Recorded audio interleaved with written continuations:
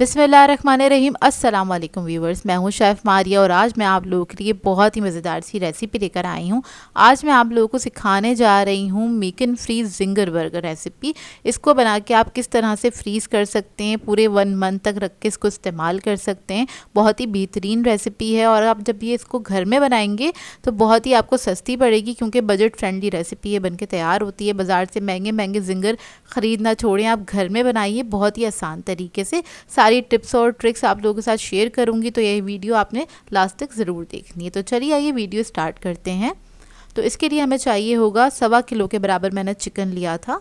बड़े breast piece ले लीजिएगा, 2 अदद फुल। उसके बाद क्या करेंगे, इसको आपने इस तरह से स्लाइस करना है, 3 हिस्सों में आपने बेसिकली इसको स्लाइस कर लेना है।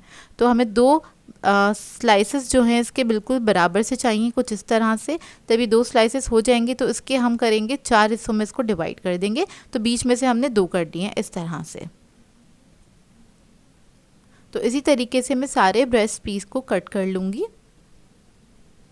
तो ऊपर से हम एक लेयर निकालेंगे और नीचे से निकालेंगे। तो देखें सबको मैंने कट कर लिया इस तरह से। और जो थोड़ा बहुत चिकन बचा था, जो कि बिल्कुल नीचे वाला हिस्सा था, तो थोड़ा छोटे छोटे पीसेस में था, इसको हम इस्तेमाल नहीं करेंगे। ये तकरीबन 300 ग्राम के बराबर का होगा। तो मैंने टोटल जो चिकन लिया था वो 1.25 किलो था और इस्तेमाल जो हम कर रहे हैं वो 1 किलो के बराबर है।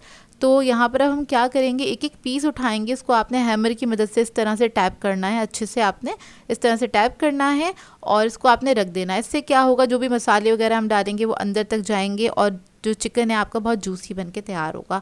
अब इसकी मैरिनेशन देख लेते हैं। तो इसके अंदर हमने सबसे पहले ऐड किया है नमक 1.5 टीस्पून के बराबर। अदरक का पाउडर ऐड करेंगे 2 टीस्पून। लहसुन पाउडर ऐड करेंगे 2 टीस्पून। लाल मिर्चों का पाउडर ऐड करेंगे 2 टीस्पून। काली मिर्चों का पाउडर ऐड करेंगे 2 टीस्पून। अब हम इसके अंदर ऐड करेंगे चिकन पाउडर 2 टीस्पून। इसके बाद हम ऐड करेंगे सीक्रेट इंग्रेडिएंट है ये है मीट टेंडराइज़र 1 टीस्पून के बराबर। ये आपने ज़रूर ऐड करना है, इससे क्या होगा, बहुत जूसी और टेंडर बन के तैयार होगा आपका चिकन। अब इसके बाद मैं इसमें ऐड करूँगी सोया सॉस 2 टेबलस्पून के बराबर।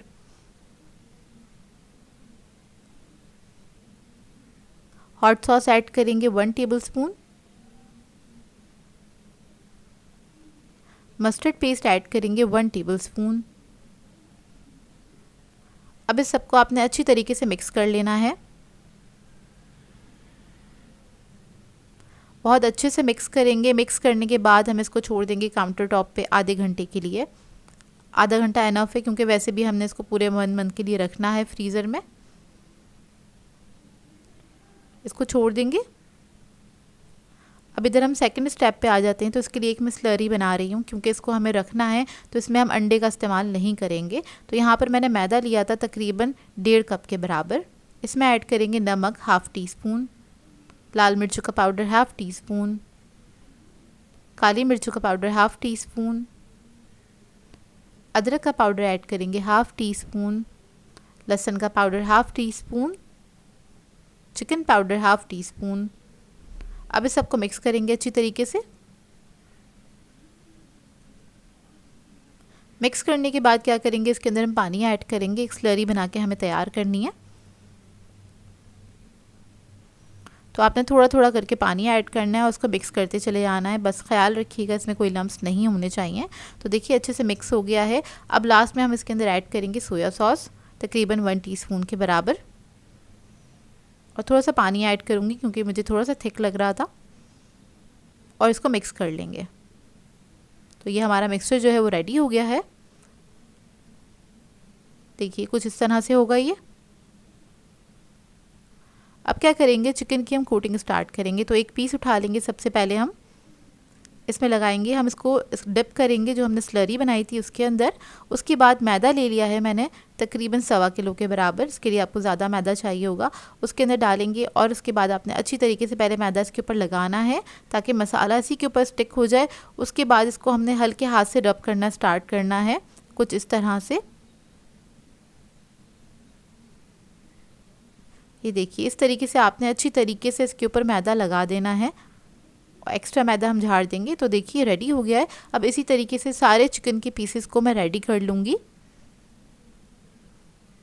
और आप दोनों हाथों में लेके इस तरह से भी इसको लगा सकते हैं, इससे क्रम्स अच्छे बन के तैयार हो जाते हैं। ये देखिए इस तरह से। अब इसको हम फ्राई कर लेंगे। तो इसको हमने फ्राई करना है, हाफ डन करना है, तो इसको हम फ्राई करेंगे 4 से 5 मिनट के लिए। आपने इसको हाई फ्लेम पे पकाना है तकरीबन 4 से 5 मिनट के लिए। तो सबसे पहले हमने तेल गरम करने के लिए रख दिया था, इसमें सारे पीसेस हम ऐड करेंगे। सारे नहीं, मैंने सिर्फ 3 पीसेस ऐड किए हैं, इसके अंदर 3 से 4 ऐड करूँगी और इसके बाद इसको हम फ्राई करेंगे। अब आपने क्या करना है, जब ये पीस ऐड कर देना है तब तक आपने इसको टच नहीं करना, थोड़ी सी इसकी जो कोटिंग है स्टेबल हो जाए इतना आपने इसको पकाना है। उसके बाद आपने इसको टर्न करके दूसरी तरफ से भी फ्राई कर लेना है। बेसिकली हम इधर कर के आ रहे हैं, इसको हम कर रहे हैं हाफ डन, और हाफ डन करके फिर हम इसको फ्रीज़ करेंगे, क्योंकि जाहिर सी बात है जिंगर बर्गर है, इसको आप कच्चा नहीं रख सकते। इसकी जो कोटिंग वगैरह है थोड़ी स्टेबल हो जाए, पका लेंगे और उस तरह से हम सेव करेंगे इसको फ्रीज़र के अंदर। तो देखिए इसको बस मैं क्या कहते हैं फ्राई कर रही हूँ और हल्का सा कलर आने दूँगी, ज़्यादा कलर नहीं आने देना है। अच्छा, इसके अंदर हमने जो मीट टेंडराइज़र ऐड किया था इसी वजह से ऐड किया था, क्योंकि इसको हमने हाफ डन करना है। तो जितनी देर में ये फ्राई होगा चिकन भी हमारी अंदर से गल जाएगी और बहुत जल्दी से गल जाएगी और बहुत ज़्यादा जूसी रहती है चिकन मीट टेंडराइज़र ऐड करने से। तो देखिए इतना इसको मैंने बस फ्राई किया है। अब सारे पीसेस को मैं निकाल लूँगी, बस 4-4 मिनट तक आपने इसको फ्राई करना है। सारे पीसेस निकाल लेंगे, उसके बाद रख देंगे किसी छन्ने में ताकि इसका एक्स्ट्रा ऑयल जो है सारा निकल जाए। तो एक ट्रे पे मैंने कूलिंग रख दिया था, उसके ऊपर ये सारे पीसेस मैंने इस तरह से रख दिए थोड़े से फैला के। इससे क्या होगा, सारा एक्स्ट्रा ऑयल निकल जाएगा और ये बहुत जल्दी से ठंडे हो जाएंगे। तो आपने करना क्या है, इसको पूरी तरीके से ठंडा करना है। 1 से 2 घंटे के लिए छोड़ दीजिएगा काउंटर टॉप पे, ये अच्छे से ठंडे हो जाएंगे। और इधर मैं आपको दिखा रही थी कितने अच्छे फ्राई होकर तैयार हुए हैं। बहुत ही बेहतरीन ये रेसिपी है, आपने एक बार ज़रूर ट्राई करनी है ये रेसिपी। ठंडी होने के बाद इसको हम रखेंगे जिप लॉक बैग में करके, लेकिन इस बात का आपने ख्याल रखना है एक ही जिप लॉक बैग में आपने बहुत सारे पीसेस रख नहीं देने हैं, क्योंकि इससे क्या होगा ये आपस में टकराएंगे और इसकी जो कोटिंग है वो सारी उतर जाएगी इसके ऊपर से, क्योंकि काफ़ी क्रिस्पी और खस्ता कोटिंग बनके इसकी तैयार होती है। तो आपने बस कम कम रखने हैं, जैसे कि एक जिप लॉक बैग के अंदर मैंने 3 पीस रखे थे, इसी तरीके से मैं रखूँगी एक जिप लॉक बैग में 3 पीस करके। अगर आप लोग बॉक्स में रखना चाहते हैं तो बस आपने ओवरलैप नहीं करना बहुत ज़्यादा, एक एक पीस रखिएगा, ऊपर एक लेयर लगा दीजिएगा, उसके बाद जिस तरह से हम शामी कबाब रखते हैं सेम उस तरह से। बेसिकली इसको मिक्स नहीं करना, इस तरह से नहीं रखना। अब इस तरह से मैंने जिप लॉक बैग में रखा है, इसी तरीके से मैं इसको फ्रीज़र में रख दूँगी। यहाँ पर मैं आपको ट्रे दिखा देती हूँ, तो देखें जो एक्स्ट्रा ऑयल था सारा इसका निकल चुका है और इस तरह से रखने में काफ़ी आसानी हो जाती है।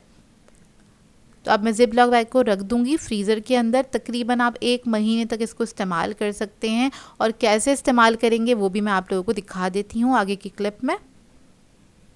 तो देखिए ये बहुत अच्छे से हमारे सेट हो गए थे, और ये वीडियो मैं कंप्लीट कर रही थी तकरीबन 20 दिन बाद, मतलब 20 दिन पहले मैंने वीडियो बनाई थी, क्योंकि बीच में मैं थोड़ी सी बीमार हो गई थी, और ये अब मैं इसको कंप्लीट कर रही थी। तो ये तकरीबन आपको ओरिजिनल रिज़ल्ट देखने को मिलेगा आज की इस वीडियो में, क्योंकि 20 डेज़ बाद ये मैंने पीसेस निकाले थे। तो देखें कितने अच्छी तरीके से फ्रोज़न हुए हुए हैं, कोटिंग इसकी बिल्कुल अच्छे से बरकरार है और ये बहुत अच्छे से फ्रोज़न हो गए। तो अब आपने करना क्या है, इसको फ्रीज़र में से निकालना है, उसके बाद 5 मिनट के लिए छोड़ दीजिएगा काउंटर टॉप पे। इसके ऊपर की जो बेसिकली थोड़ी बहुत जो बर्फ़ है ना वो हल्की सी मेल्ट हो जाए, उसके बाद आपने इसको फ्राई करना है।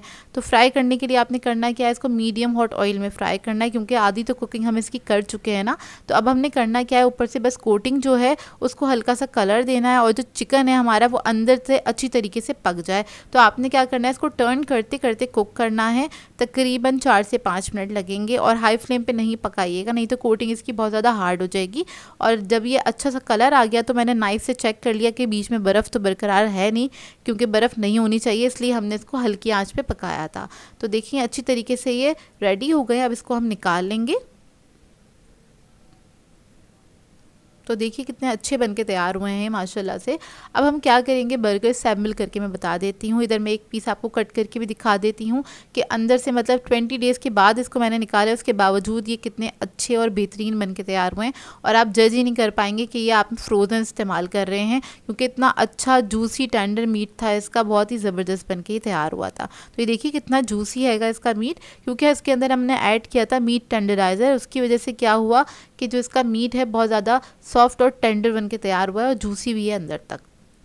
अब यहाँ पर मैंने बंस ले लिए हैं, तो उसके ऊपर हम ऐड कर देंगे कोई भी आप बर्गर सॉस ऐड कर दीजिएगा। इधर बेसिकली मैं आपको रेसिपी दे रही थी जिंगर पैटी की, ताकि वो आप लोग बना के रख सकें। और जो भी बहुत सारी मदर्स होती हैं परेशान होती हैं, क्योंकि जिंगर बर्गर बहुत महंगा मिलता है, आपको पता ही है। अब आप घर में बनाइएगा इसको बजट में रहते हुए। और ये तकरीबन 12 बन के तैयार हो गए थे। 12 बर्गर्स बना सकते हैं 1 किलो चिकन से आप लोग ना।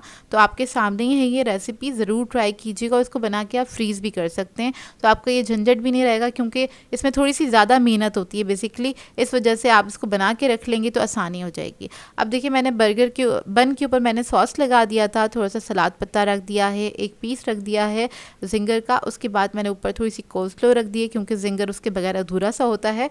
और थोड़ा सा सॉस ऐड कर दिया है, और मतलब केचप ऐड करा है इसके ऊपर। अब आप लोग चाहते हैं इसके अंदर चीज़ ऐड करना, तो आप लोग गरम गरम पैटी के ऊपर चीज़ ऐड कर सकते हैं, उसके साथ भी आप इसको सर्व कर सकते हैं। तो देखिए मज़ेदार से हमारा जिंगर बर्गर रेडी है। आप लोगों को ये रेसिपी अच्छी लगी हो तो इसको ट्राई ज़रूर कीजिएगा, और एक बार ज़रूर बनाइएगा। आप लोग बाहर से जिंगर ख़रीदना भूल जाएंगे, क्योंकि इतनी बेहतरीन रेसिपी ये बन के तैयार होती है। सो व्यूअर्स, अगर आप लोगों को मेरी रेसिपीज़ अच्छी लगती हैं तो मेरे चैनल को सब्सक्राइब करें, लाइक करें, कमेंट ज़रूर किया करें, शेयर भी ज़रूर किया करें अपने फ्रेंड्स के साथ, फैमिली के साथ। तो मुझे अपनी दुआओं में याद रखिएगा। अल्लाह हाफ़िज़।